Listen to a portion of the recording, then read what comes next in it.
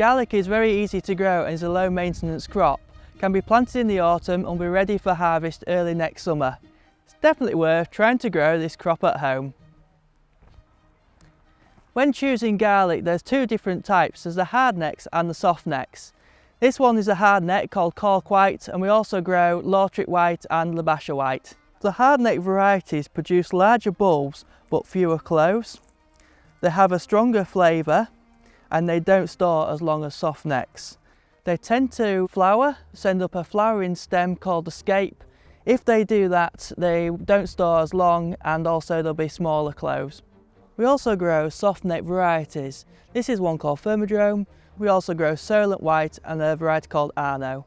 So the soft neck varieties are a lot smaller cloves and they form really tight bundles around each one. And they store very well. So if you're planting in the autumn, they'll store well into the following winter. Planted in the spring, they'll store all the way through to the middle of the following spring.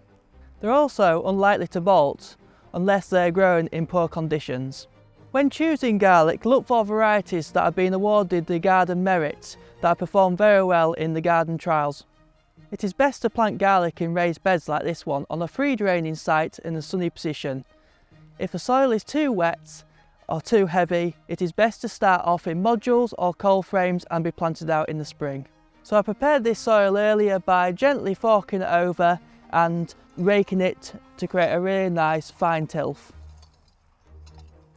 Carefully split your garlic bulbs into individual cloves. When planting, ensure that you have the flat end down and the pointy end upwards. So when planting, you want to plant 15 centimetres apart, ensuring the tip is 2.5 centimetres below the soil surface.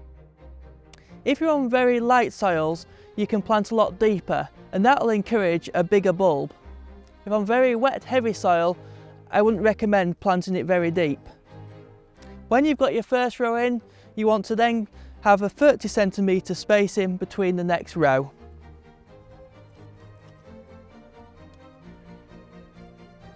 So now we've finished planting the last of the garlic, we don't need to water these now until they're growing and we have really dry spells. We also need to make sure the bed is kept weed free and also cut off any flower stalks that you see during the growing season, as if you don't, it'll put all the energy into producing the flowers rather than help swelling the bulb. It also means that the bulbs won't store very well. So that's all you need to know about growing your own garlic at home. Good luck and thank you for watching.